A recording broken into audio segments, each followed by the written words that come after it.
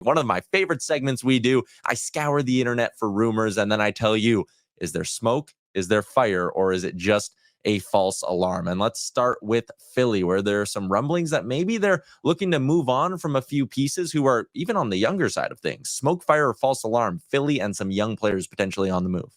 I would say smoke. There's probably a little something to this team having to make decisions with some players in their mix.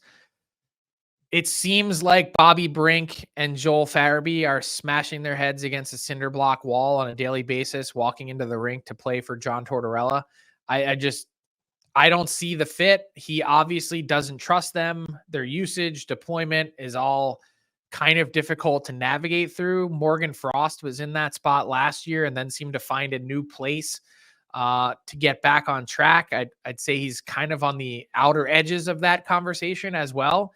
But the Flyers, they've probably have some decisions to make for some players that have talent and have been used in other positions or could be used in other positions elsewhere that they might have to shake it up a little bit.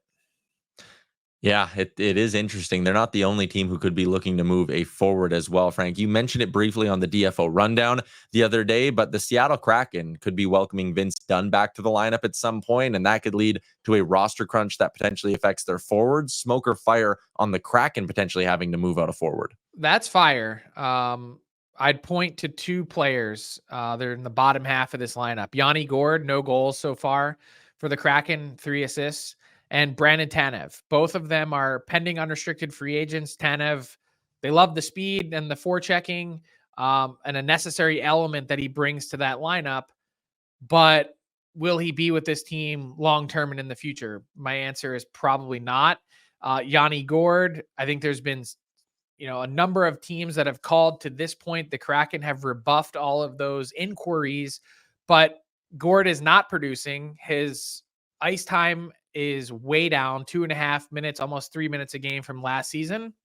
And he's not scoring. The experience is great, but both of these guys have reached into their 30s now, getting closer to their mid 30s, that I don't really see a long-term fit. I don't know that it's necessarily an imminent, this is going to happen next week kind of thing, but I'd be kind of surprised if the Kraken are still in the same spot and we got to the other side of the trade deadline on March 7th and they were still in Seattle.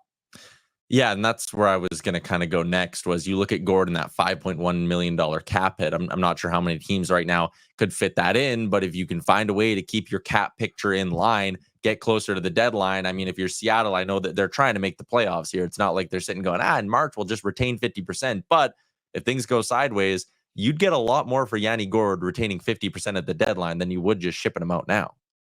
Maybe. I mean, maybe someone sees right now and is like, hey, we've got issues at forward. Yanni Gourde is the exact profile and fit that we need, and we're going to pounce on that before he becomes available to everyone else at the deadline. There may be a team out there that's lurking. Given that they've gotten a handful of teams that have called about him already, I would think that he's probably pretty high on someone's radar.